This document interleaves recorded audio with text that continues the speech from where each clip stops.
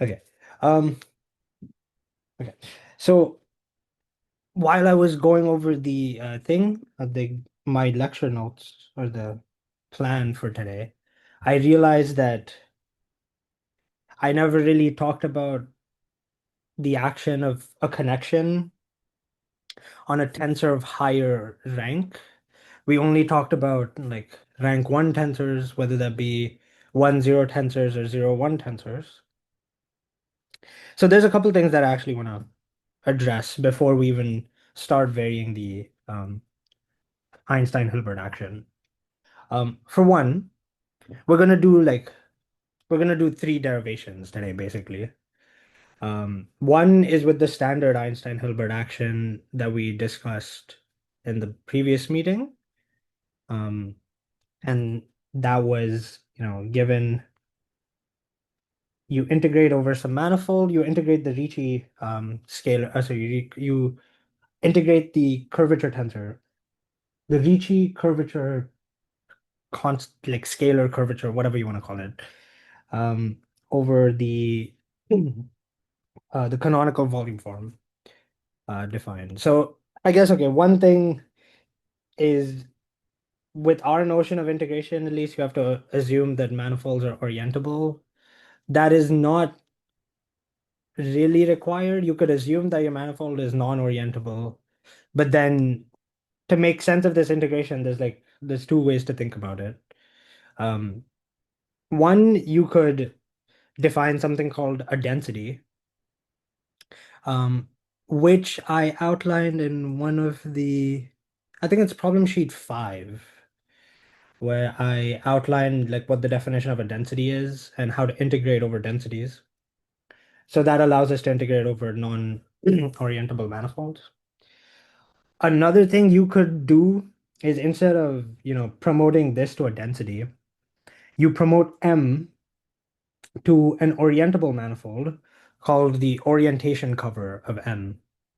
Um, and the orientation cover of M, if M is non-orientable, will be connected, which sort of should make sense because the idea with the orientation cover is it's like a fiber bundle over the manifold, where like each fiber has two components, which are the two orientations. Um, and if your manifold were to be orientable, you could choose a section, like a non-zero section of this.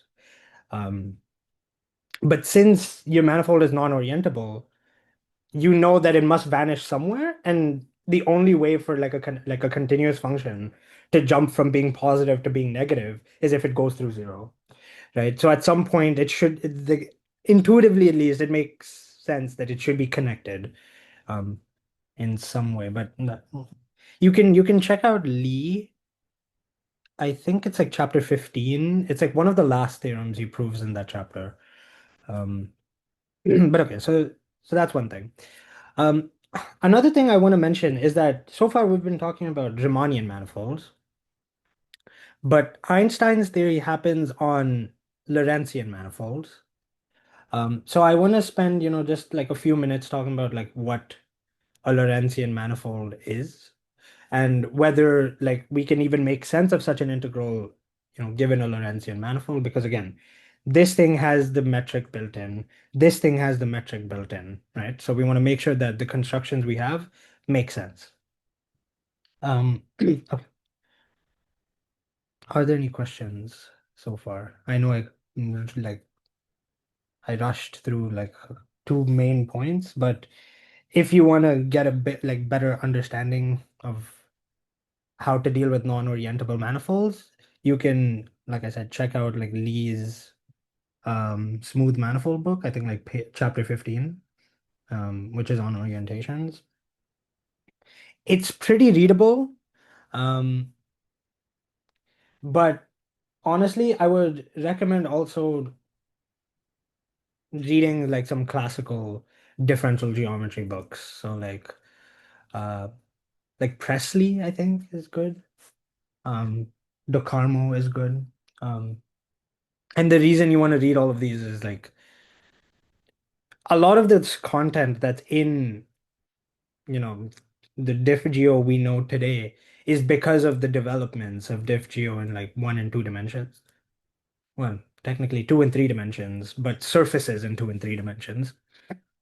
And so, excuse me, not knowing how to work with them is, it can be a handicap at times when you want to like do actual computations, because a lot of the times the actual theoretical computations are a lot uglier than knowing how to do it in like a specific case.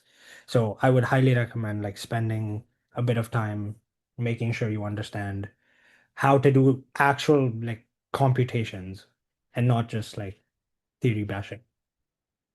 Okay, so let's now define what it means for a manifold to be Lorentzian. So let M be a smooth manifold. And similar to how we did it for like a Riemannian manifold, the idea is we want we want a choice of inner product like structure on the tangent space at each point. Um, it's only that in this case we don't require the inner product to actually be positive definite. We allow it to be negative definite. Sorry, I don't. No, it's not positive definite. I think it's called positive semi-definite or something like that. Or there might not be a word for this, but yeah, the idea is we just want a like symmetric bilinear function that's on each tangent space, and that'll allow us to like talk about lengths and stuff like that. So if we have a smooth manifold, and G is a section of the symmetric um like 2T, I forget my notation. I think it's something like this. Basically, this is at each point you get a symmetric two tensor. Um, yeah, you get a symmetric two tensor. And it has to be smooth, of course, such that GP. Now, if I restrict to each point, um, is non-degenerate. And so it's symmetric, of course. It's non-degenerate and has signature 1 and -1. So if you do you guys remember what signature, like what a signature for a bilinear function is? Or bilinear form? Okay, so the signature of a bilinear form just means how many, so it's basically like there exists a basis for the tangent space in this case, so this means there exists a basis. Let's call it V1, V2, Vn minus, sorry, Vn. Actually, let's distinguish these things. So let's say V and then U1, V U1 up to UN-1, such that um, GP of U and sorry, V and V is -1. GP of UI, UJ is delta IJ, and GP of V with UI is 0. Yeah. So if you have um, a bilinear function that satisfies these properties, then we say that it has signature 1 and -1. And similarly, you could extend this. So if I had signature PQ, it just means I have P vectors that square to like -1, and then Q vectors that square to 1. Okay. Um, in fact, this will actually be the basis for something we'll talk about later when we talk about spin manifolds. And that's the idea of a Clifford algebra. But we'll get there when we get there. Okay, are there any questions about this so far? Okay. And now, okay, once we have, so now G is called a Lorentzian manifold. Sorry, G is called a Lorentzian metric.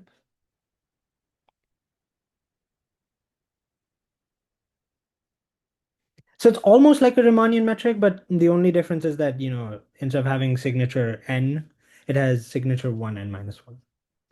Um, and if you've seen any like special relativity, you'll see that this sort of makes sense because in like the Minkowski setting or in like this special relativistic setting, um, it's no longer that distances are the fundamental property, but it's rather this like weird or initially weird looking distance.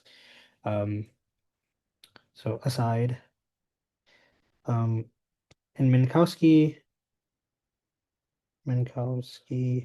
geometry,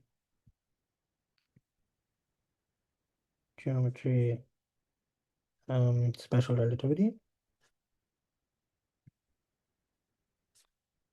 we have delta s squared is delta t squared minus delta x squared, or minus delta y squared minus delta z squared, or the other way around, whichever one you prefer. I guess since my notation is 1, 3, let me just swap. Okay. And now you can check that this thing actually defines a Lorentzian metric on R4. Um, okay. Um, Now you might ask, okay, do things we talked about, such as curvature, transfer over? Um, and yes, they do. Because again, the curvature only depended on the choice of connection. So, excuse me, do we have a canonical choice of connection on this manifold? And the answer is yes. It's the exact same proof as in the Riemannian case. Like there's genuinely no difference. The Christoffel symbols are given by the exact same formula. Nothing changes because again, the only thing that we cared about when we talked about um, when we like found the equation for the Christoffel symbols was the fact that G is non-degenerate because we wanted to like invert some things. So okay, okay, all the constructions that we have so far talked about in Riemannian manifold transfer over to Lorentzian manifolds. Lorentzian geometry, though, is a lot more interesting. Um, but that's something we will not really make use of. So I'm just not going to mention it for now. One thing that we do need to keep in mind though is that the volume form is now slightly different. So in Lorentzian geometry, in Lorentzian geometry, um, so if I have, a matrix that has this property, its determinant is -1, right? Because in this basis, the matrix is just a diagonal matrix with one negative one, and then everything else is one. So its determinant is -1. However, if you remember, in coordinates, the volume form was given by the square root of the determinant, right? It was given by the square root of the determinant. So that's going to be slightly different. So now in Lorentzian geometry, the volume form is given by dvg is, just net is like the square root of negative g.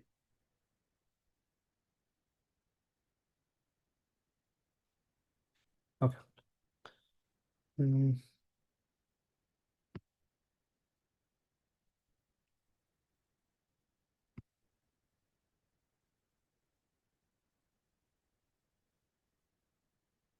Okay, I'll also denote, the coordinate, like the coordinates by x0, x1 up to xn. So the manifold is n plus one dimensional, denoting one like temporal dimension.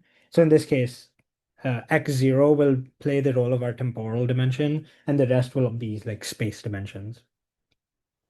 Okay. Are there any questions? Um, okay.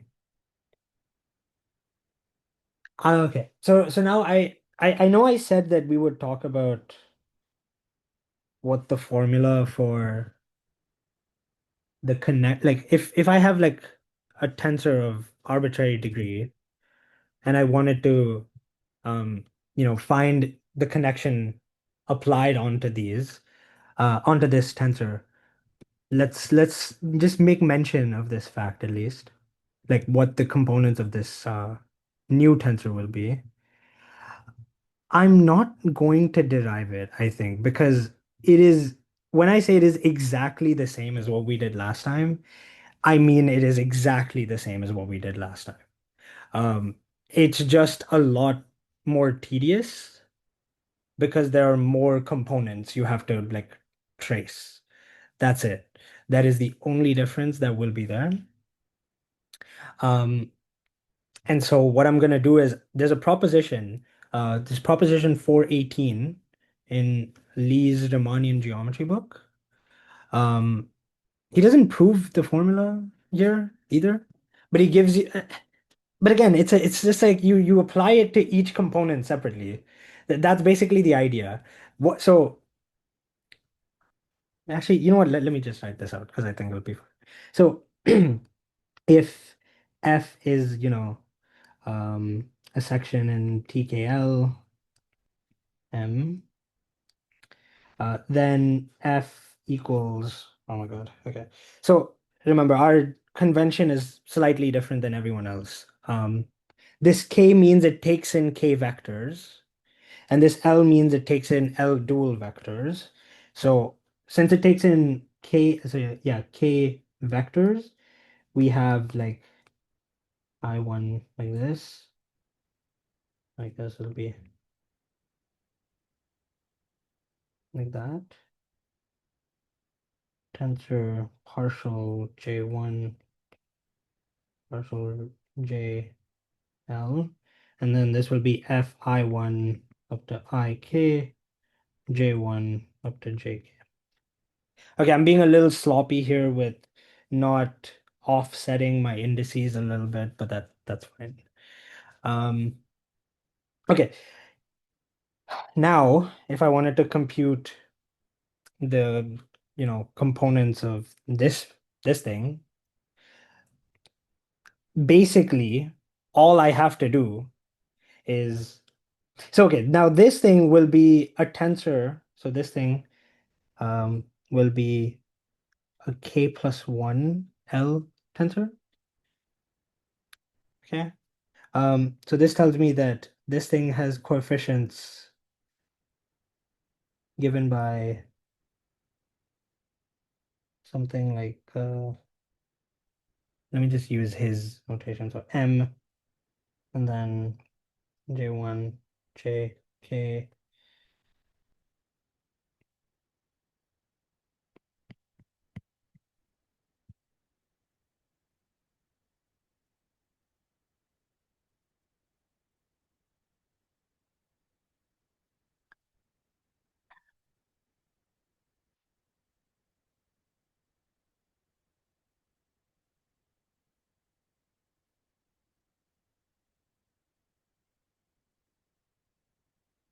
Okay. And now to pull out this, like this specific component, I have to put in X, sorry, I have to put in partial I1 up to partial IK, partial IM, sorry, partial M, dxj1 up to dxjl, right? I have to put in this thing to get in this component.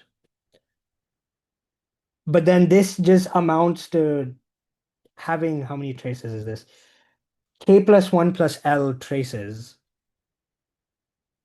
Okay, so I trace K plus L plus 1 times.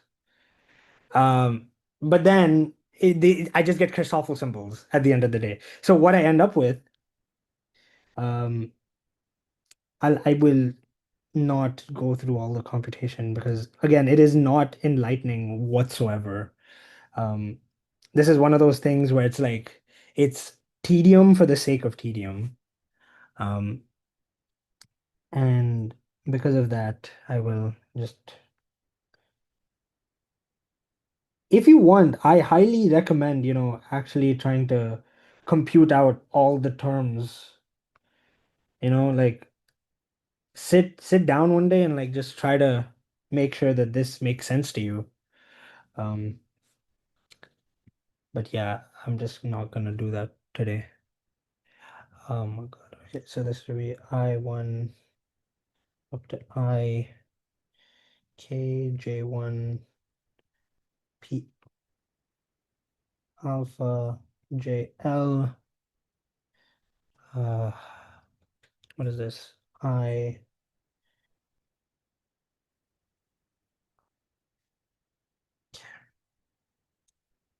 Sorry, Lee has written indices very weirdly.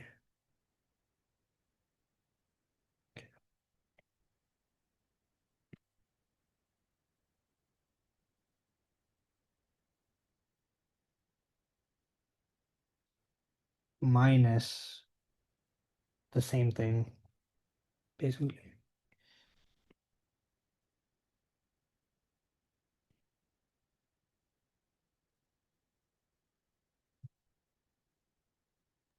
Did you mean to write L to L? Ah, thank you. 1 to L. Thank you for catching that. Oh my God.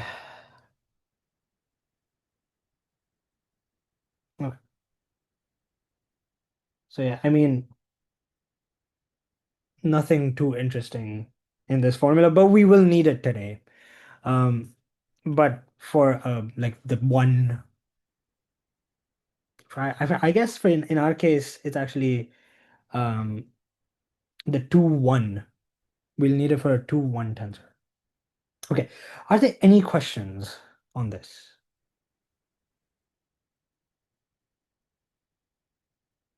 Okay, okay.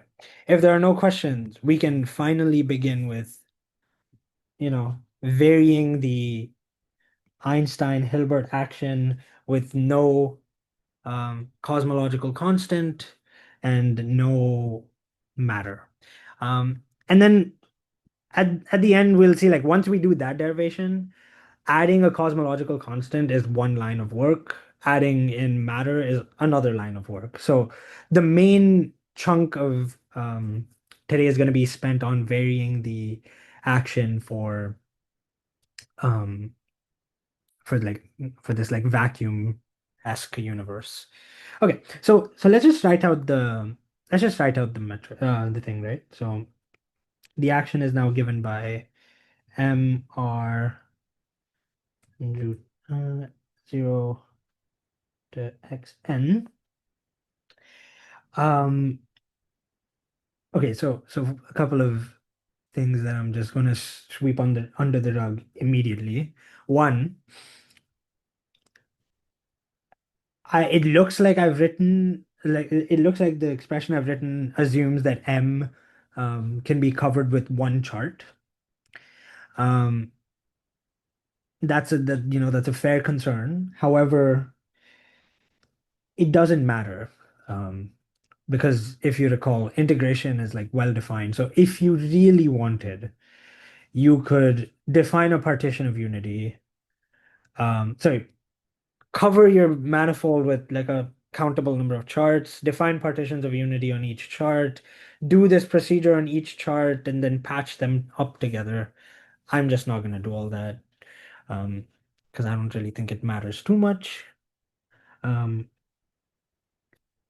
because at the end of the day, what you're doing is you're integrating over an open set that is a coordinate chart to begin with. And so whatever we're going to talk about now um, will transfer into that. The other thing is in the usual action, right? Um, the thing we vary the action with usually is either a position or a velocity. Um, but in this case, you have to think about like what it is we're actually varying, right? We're varying the metric tensor itself, or rather, we're varying the action with respect to the metric tensor, right? We're seeing that like if I change my metric tensor a little bit, how does the action change? right? Um, so that's something you need to be a little careful about. We will not be the dynamical variables in GR are not positions and momenta like we're used to in like classical mechanics, for example. But in this case, the dynamical variable is the metric tensor itself. Okay. Are there questions? Because this is a very, mind-bendy topic. What does that even mean? Like What does it mean to vary the action with respect to the metric, or what does it mean for the metric to be a dynamical variable? for the metric to be a dynamical variable. Okay, that's a good question. So we have to think about like what the philosophy of GR is, right? So for one, um we have the equivalence principle, right?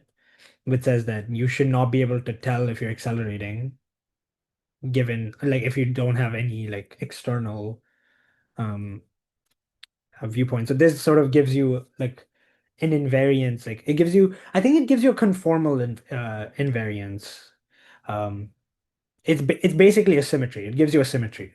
Like we're baking a certain type of symmetry into the theory itself. The next thing that you wanna like the next philosophy of GR is that gravity is not something that just exists on its own, right? Gravity is more so affected by what things you have. It like sorry, let me restart. So gravity in GR is thought of as curvature of space, right? And we saw that the natural way to talk about curvature is with a metric tensor, right? Like the metric itself encodes this behavior. So if you want to talk about how the curvature is changing over time, we have to talk about how is the metric changing over time. And that's what it means for the metric tensor to be a dynamical variable. It's because we know that the metric will evolve a certain way, and we want to know like what is that way that it evolves in. So we'll basically be doing what we did to derive the Euler-Lagrange equations, but now instead of, the computation being like a half a page, it's going to be like 3 pages. Uh, so okay, let's let's start. Um, the first thing I'm gonna do is I'm gonna derive I'm just going to derive some formulas that will make it easier to, compute this variation. And the thing we're going to derive is the relationship between the variation of the downstairs metric with the upstairs metric. Okay. Um, and the way we're going to do this is we're going to see that 0 is the change in, so if I vary the delta matrix, I should get 0 because it's a constant matrix. But this is the same thing as G mu alpha nu, right? By matrix. This is how the upstairs metric was defined. This is the defining property of the upstairs metric. And now we just do product rule. Um, okay. Um, so, Mr. G. oh, yes.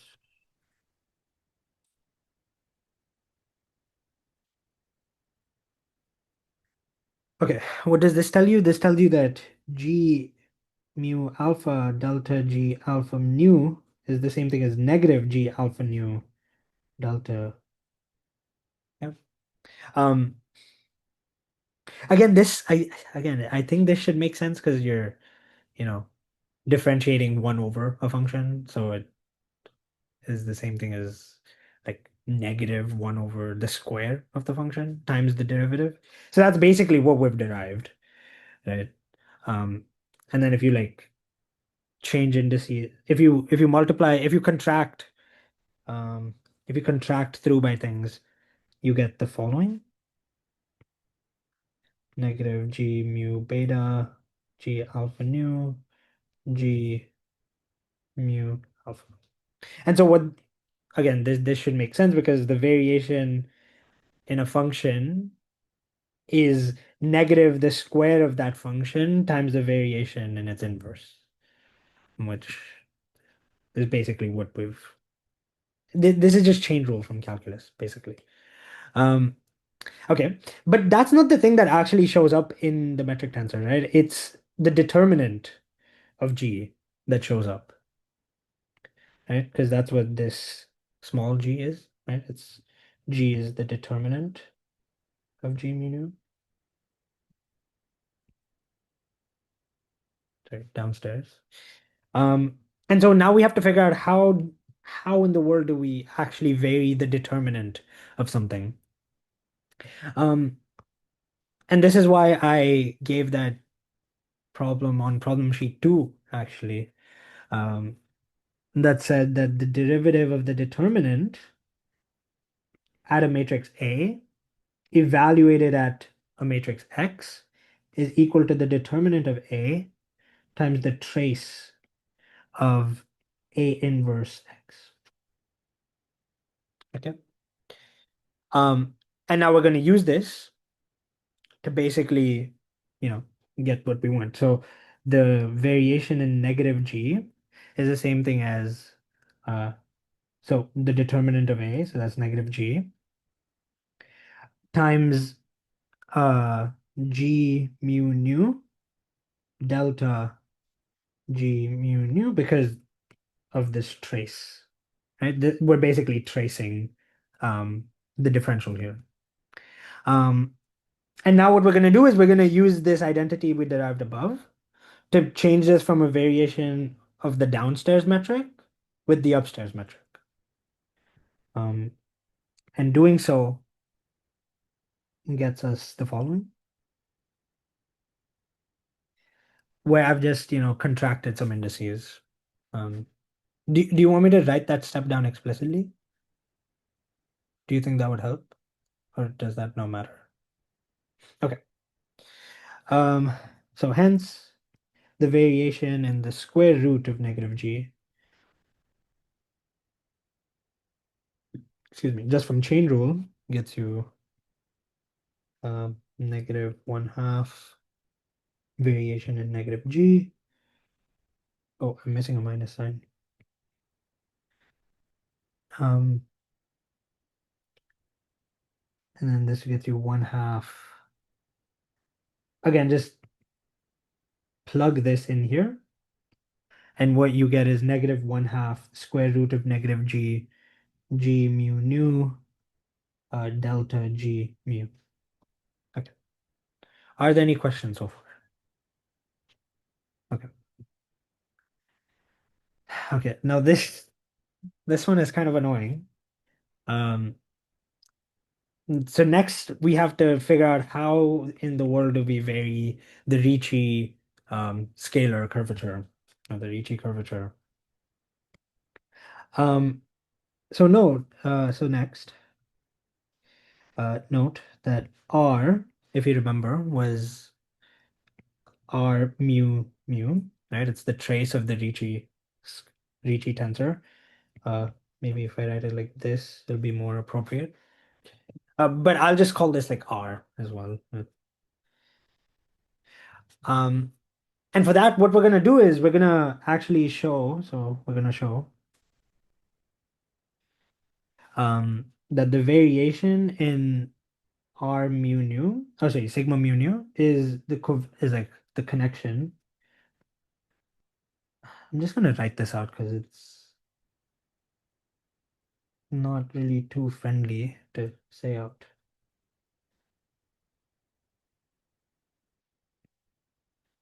Okay, and where this, because remember the connection required a certain the connection requires a vector field, and I'm giving it an index, and that's just abbreviation for the connection on this vector field. This is called the Palantini identity. Um, so,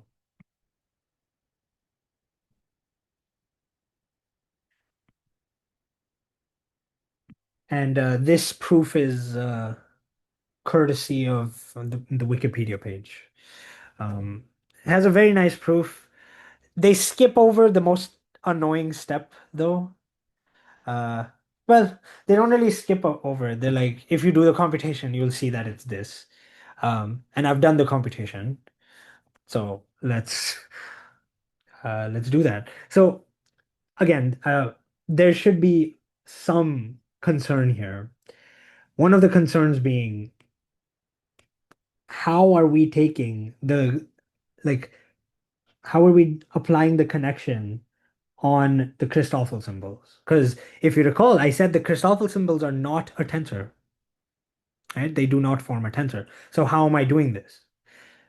As it turns out, the difference in Christoffel symbols is, okay, the difference in two connections is a tensor.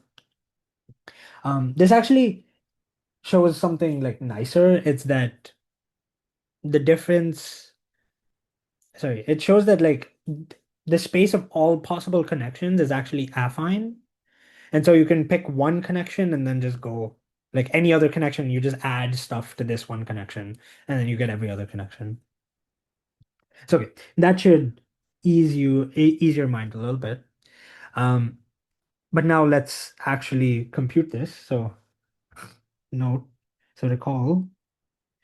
Um, Again, I'm gonna now switch my notation up slightly. I know I wrote the Riemann curvature components uh, having downstairs indices and then an upstairs index.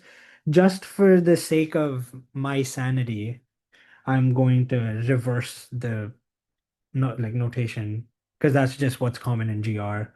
Um, so a good way to remember what we're doing is whatever notation I have, um, it's exactly the opposite of what physicists do. Um, so yeah. Um, but at the end of the day, the math and the physics both the exact same. Um, there's nothing you even have to remember, to be honest, because it's just you moved one component to another, and as long as you do it consistently, it's fine. Another thing is since we're on the tangent bundle, you can just lower the last index and raise the first one, and that's exactly the same thing as uh, doing this. So our notation and the physics notation and the math notation are all the same. They're just which components do you like contract and which ones do you not? Okay. So if you recall the formula for this thing we derived a couple like couple meetings ago, and it's given by this beautiful formula. Let me just write it out real quick.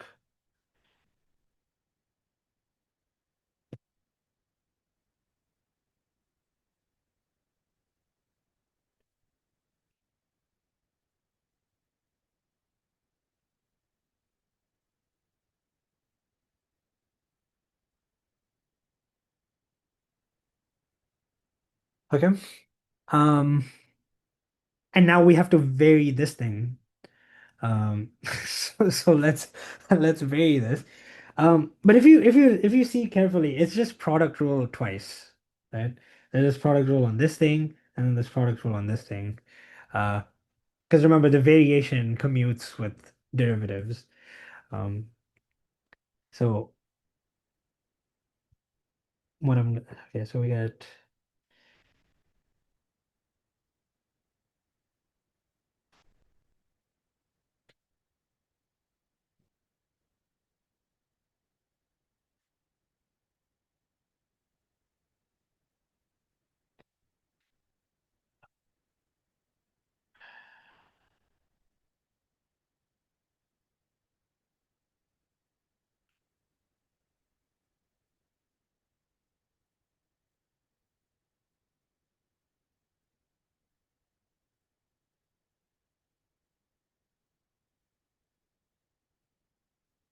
okay. Very simple stuff so far. Okay, are there any questions up to this step so far? Like, does anyone have any questions? Okay. Um, Now we're gonna do a step that I'm not really sure how to motivate.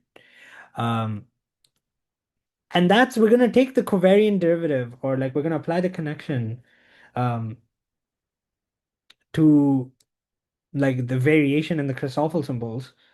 Um, and we're gonna see that stuff magically cancels. Um, so so let's do that. So if I look at, the covariant derivative applied to this thing, we're gonna use the formula we wrote up here, like this beautiful, ugly formula. Um, and that gives partial mu.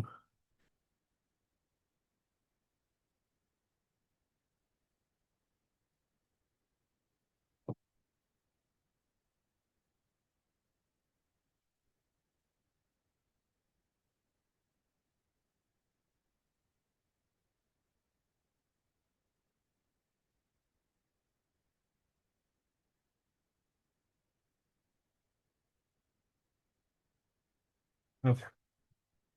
Again, this is just the formula we, used, that we derived above. Um, and if you see, we already have some common terms, right? We have this thing and this thing. Um, do we have any other things that are in common? We have rho,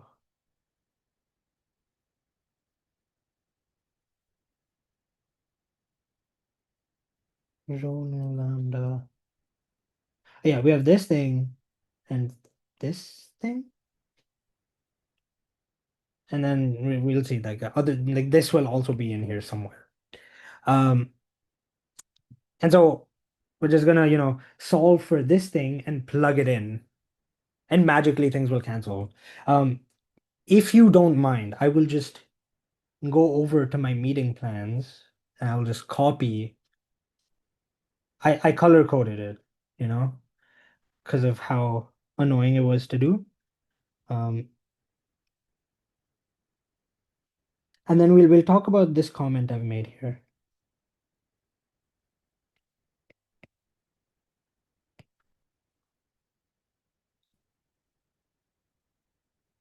Okay, so I've made this comment here. Oh God. I've made this comment here that make assumption that torsion equals zero. So if you recall, like when we talked about connections on vector bundles, and when we introduced the idea of like the Riemann curvature tensor, I said that there's a unique connection on the tangent bundle that is torsion free and makes the metric tensor flat. Um, and that's the tensor we've been using so far, because that's the tensor, that's the connection that's given by the metric tensor. Um, and the reason it's important in this case is it's fundamental that we have that. Um, like it's fundamental that we have this, because otherwise things in this formula don't actually cancel the way we want them to. Okay. There are many places that we actually require to like swap indices, like the bottom indices. And that's only possible if it's torsion free. Okay. If you have any sort of torsion, you no longer are allowed to, um, subtract things off. Swap indices freely. Okay. So this is another sort of symmetry. Excuse me. There's another sort of symmetry that's built into GR itself because it uses the affine connection. Um, there are theories of general relativity that do not assume a torsion-free metric. Um, I think it's called like Einstein-Cartan theory. Um, Einstein-Cartan theory does not assume torsion-free connection. And so you cannot actually make use of the Palantini identity. Um, but okay, are we happy that like a bunch of random algebra comes together to, simplify into something nice? Okay. So what this is now saying, right, is that the variation in the and the Riemann tensor itself is given by this very nice formula that relies on the fact that our metric is torsion free. Okay. Okay. And now we just contract indices to get what we want. So this is nothing but rho sigma rho nu, which is rho doo doo.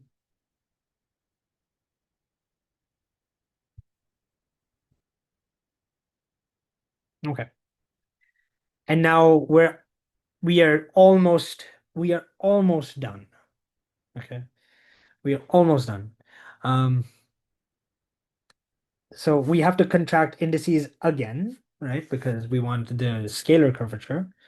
Um, and so the variation in the scalar curvature is given by the variation in G mu nu or mu nu. And then this is just G mu nu or mu nu plus G mu nu or mu nu. Um,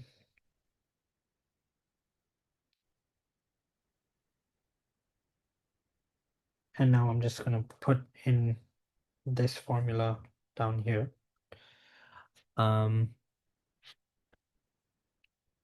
me just make sure I don't make any mistakes. Rho minus G mu nu sigma sigma mu. Okay.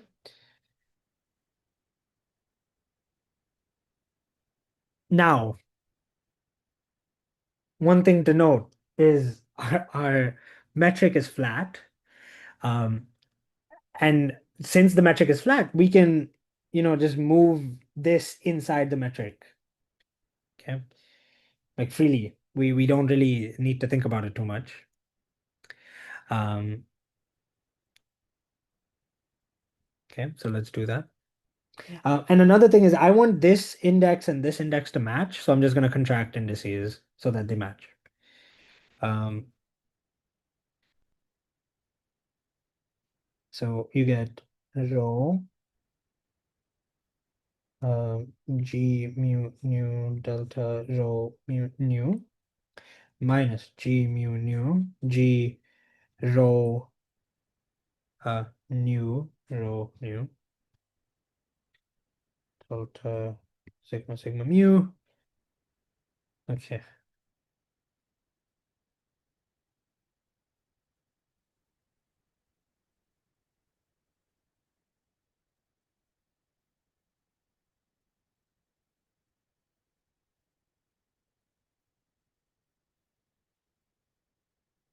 Okay. Finally, let's put everything back together.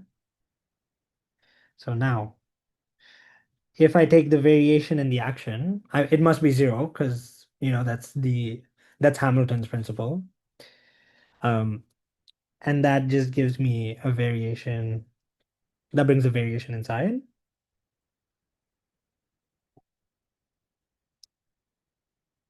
Okay. And now I'm gonna product rule on this to get R times the variation in negative G plus negative G variation in R.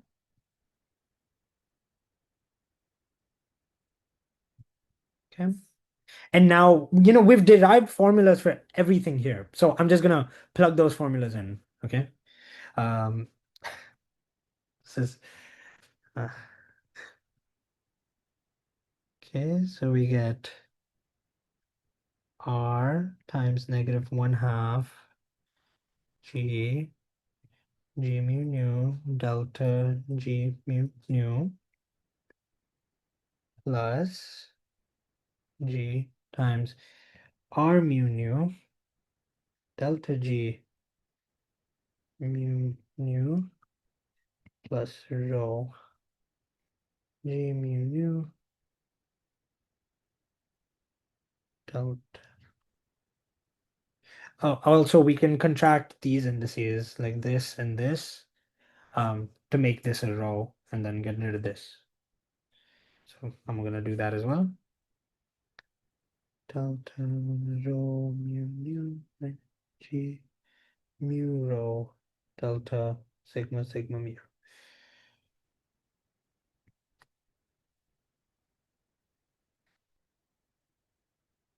Okay. Now, just like in classical mechanics, I'm going to bring all the terms that have like this variation of something on one side. Sorry, I'm gonna like collect those like terms. Um,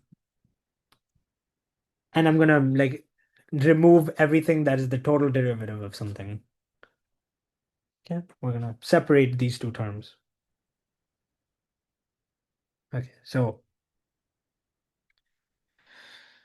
we get what is it? R mu nu minus 1/2 R G mu nu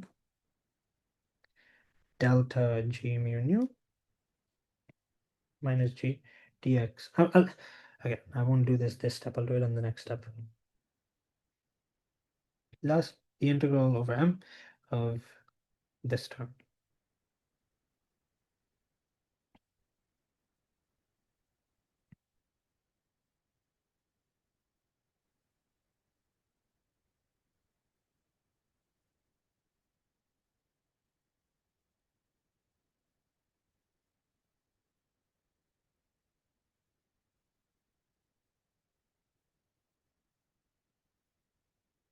Okay, now since we must satisfy um, like this equation being true for any variation of the action, we can look at terms that, we can look at variations that make like this integral term go to zero. And what that leaves us with is we get R mu nu minus 1/2 R G mu nu equals zero. Right? These are the Einstein, like the vacuum Einstein field equations with no cosmological constant, right? This is exactly what this equation is. However, life is not that easy. We have this term as well. What is this term? Um, so now you can do some like Stokes theorem shenanigans and be like, this is some like surface term. Um, but for us, we're gonna say that like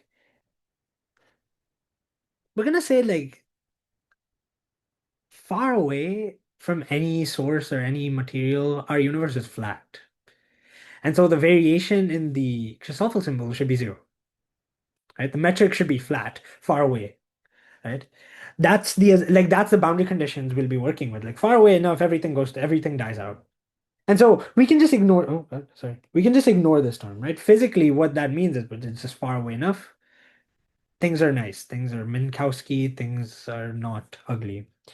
However, we can all like when things are finite, we have that um, our metric tensor must satisfy this equation. Um, and I want you to think about like what this equation is like saying, right?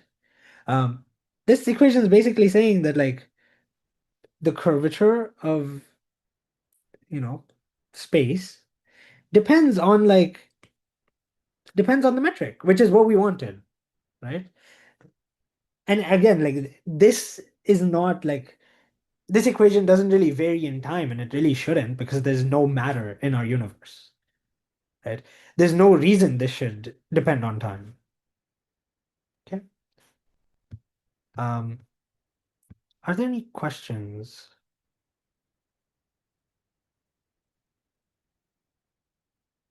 Okay. Actually, I do have a question from like way back. Yeah. What? You said that there was something where you brought the like metric tensor inside of somewhere because Oh yeah. Like here. yeah, why can you do that? Oh, because the metric is flat.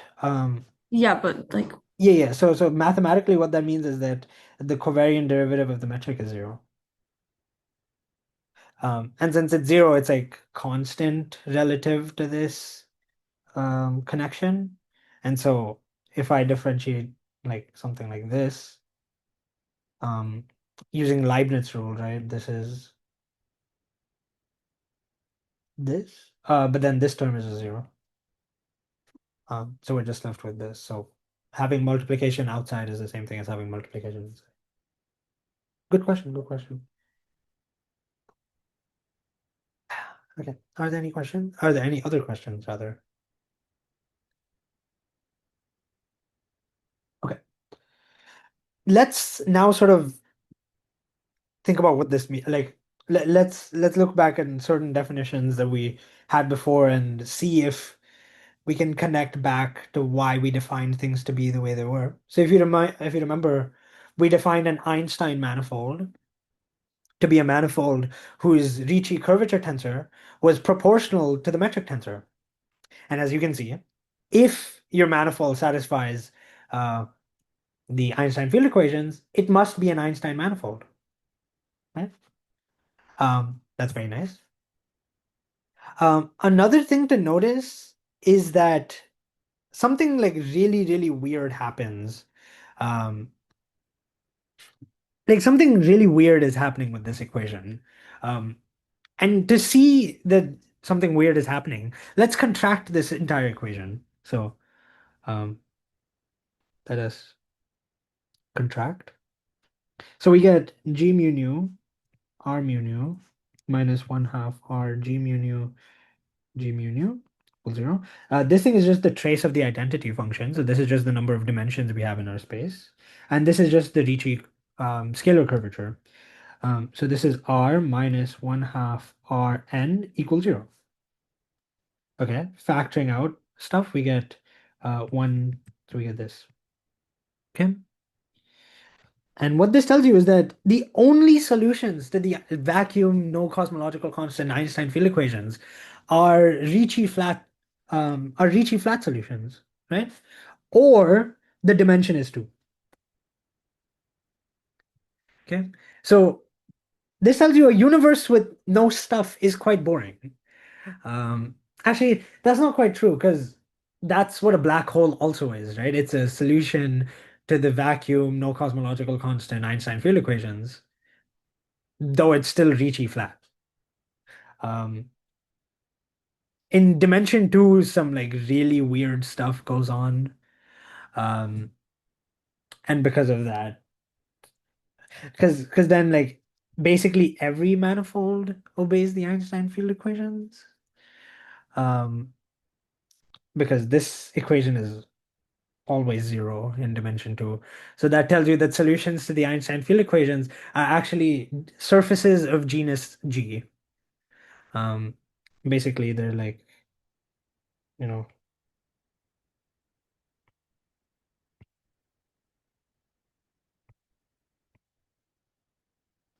so every solution to the Einstein field equation sort of looks like this. Well, with G holes, which is kind of cool, I think. I don't know. Um, you can also use like some Gauss-Bonnet theorem.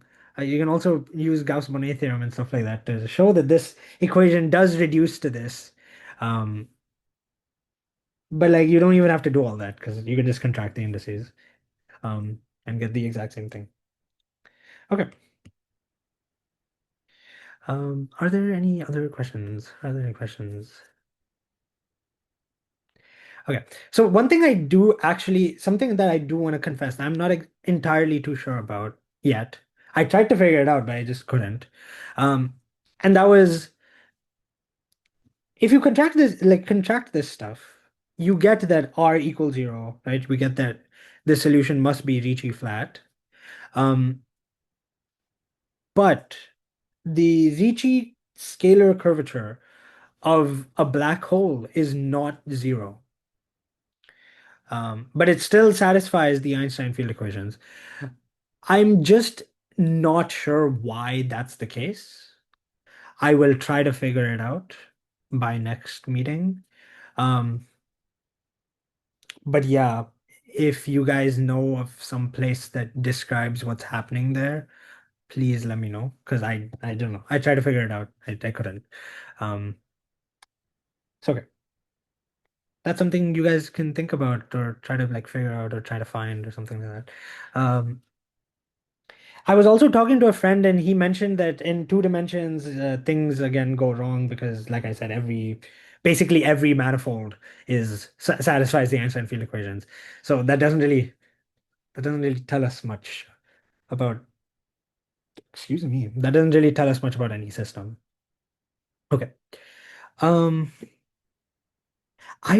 okay, so I just saw the time. We're running a little late. So what I'm gonna do is I will let you think about if I add in a cosmological constant. So adding cosmological constant. Okay, actually, first, why do we even care about cosmological constant? Um, because if you don't ha have a cosmological constant, we can see that the solutions are like always flat, like they're Ricci flat. So it doesn't really, there's no gravity. I think that was basically what the like that's basically what this is saying. Because we're in four dimensions, remember, n is four for us, so we can ignore the n equals two nonsense that's happening.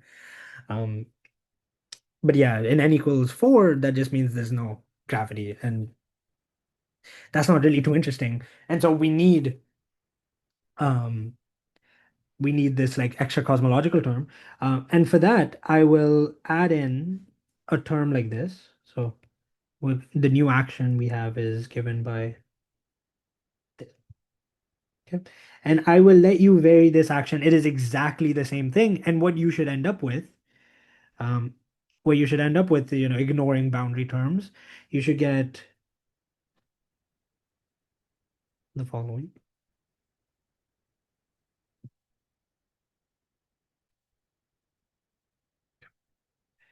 And now these are the vacuum Einstein field equations with cosmological constant. One thing I must say that I didn't actually write in my lecture in my notes for some reason is we're going to define the tensor G mu nu to be R mu nu minus 1/2 G mu nu.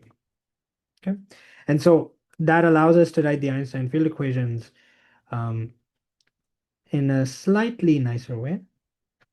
Okay, um, and again, if you contract this equation and you try to find the solution, if you try to find solutions, you'll see that weird things happen in two dimensions.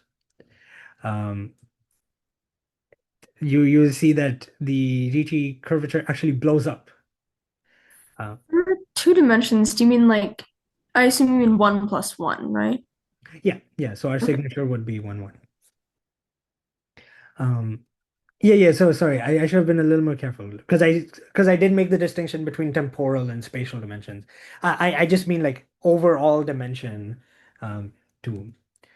Um, so yeah, I mean like again, that's another question I don't really know. Like, um why is two dimensions so crazy? I don't know. Uh, if I was to guess, it's that, classifications of surfaces is up to genus. So classification theory of two-dimensional like surfaces is not that horrible. So maybe that has something to do with it. Because every Riemannian manifold, maybe even Lorentzian, is determined by the number of holes it has, or like its genus. Um, and the Einstein field equations coupled with Gauss-Bonnet um, just basically give you that it has to be proportional to, like, the action has to be proportional to the Euler characteristic of the manifold. Um, and the Euler characteristic determines the manifold up to isometry. Um, so yeah. Sorry, I rambled on a bit too long. Um, but now we wanna have a universe that has things in it, right? And for that, it's very simple. What we're going to do is we're just going to add like a matter Lagrangian. Like we don't really care about what this Lagrangian is because again, it depends on the specific situation that you're dealing with. Um, but to add matter,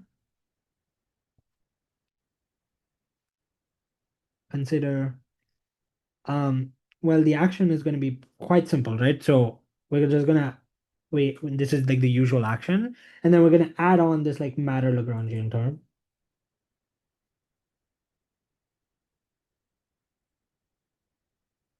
Okay. Um, and now again, like the variation of all this stuff will give you this part. So let's just worry about the variation of this thing. So if I vary um the matter Lagrangian times this density term, we get variation in G L matter plus doo-doo-doo matter. Again, this term will now just depend on what the specific Lagrangian is. Um, and I'm going to write this out as follows, where T mu nu is equal to G mu nu L matter plus, it's like minus 2 times the variation in the matter Lagrangian with respect to the variation in the upstairs indices. And this T mu nu tensor is called the stress energy tensor. It basically just tells you what stuff is doing, how stuff is moving, right? This term is basically telling you how does my Lagrangian change if I vary my, metric a little bit. And this is saying like how does like what effect does the matter have on the metric itself? Okay. And if you put this back into the equation, you see that, this term gets collected with these terms. And what you end up with is that G mu nu plus lambda G mu nu um, equals T mu nu. And these are the final Einstein field equations with cosmological constant, with matter, um, and everything like that. You know, um, it is very interesting to see what solutions you can find to the Einstein field equations because they're extremely, extremely, extremely nonlinear. Um, they're extremely difficult to solve. Um, all the solutions that I've ever seen to the Einstein field equations look kind of ugly. Um, but yeah, you can. I think what I will do, because I don't really have too much time for a couple of weeks, what I will do is I will make a problem sheet just dedicated to finding solutions to the Einstein field equations. Okay. And I highly recommend you spend some time on it. Um, I'll like walk you through the computations and stuff like that. And you will discover the Schwarzschild black hole and you'll see what the black hole, like what the event horizon means, at least mathematically, and stuff like that. Um, So, okay, you now know how to derive the Einstein field equations. Um, but there's one more thing that I want to mention. And this fact is something that stumped both Einstein and Hilbert. Um, and that was conservation laws, right? If you just differentiate this equation naively, you see that energy is not conserved. Um, and that's just, yeah, that's just incorrect. I mean, actually, what it tells you, it tells you something more interesting. It tells you that even locally, energy is not conserved. Um, because you differentiated naively, right? You forgot to make use of the connection, and that's where Emmy Noether comes in. Um, what she realized is that you don't get conserved quantities in the usual sense, but rather you get conserved quantities in the covariant sense. So what you can do is using something called the Bianchi identity, you can show that um, that this quantity must be zero. And this was due to Emmy Noether. Okay, she realized that like, she used her ideas of symmetry because she was a student of algebra, right? She studied symmetries. That's what she did. Um, and she had this beautiful insight that somehow symmetry should play into physics. Um, and yeah, she using those ideas of symmetries and using the equivalence principle as guidelines, um, she proved covariant conservation of stress and energy momentum, um, which is groundbreaking because like the method she described not only gave you conserved quantities in GR, they gave you conserved quantities in any field that has a symmetry. Um, Caveats, of course, but yeah, she basically revolutionized how we find conserved quantities, and this is just one of the examples of her theory being put to use. Are there any questions? That's enough Emmy Noether glazing for one day, Kush. Okay. I mean, all I'm saying is her contributions were quite important in both algebra and physics. Um, so I don't think you can like glaze enough. Is basically what I'm saying. Um, so yeah, okay. Uh, for next, okay, so I was just planning out what I wanted to do next time. Um, and next time we will start talking about the Legendre transform and how taking the Legendre transform of the Lagrangian gives you the Hamiltonian. Um, and we'll see what like Hamilton's equations of motion are. Um, and so this concludes our exposition on Riemannian geometry. Um, and now we're moving into like symplectic geometry and Poisson geometry. Um, so we'll talk about that when we get there. Um, so yeah, uh, if there are no questions, I will see you all next week.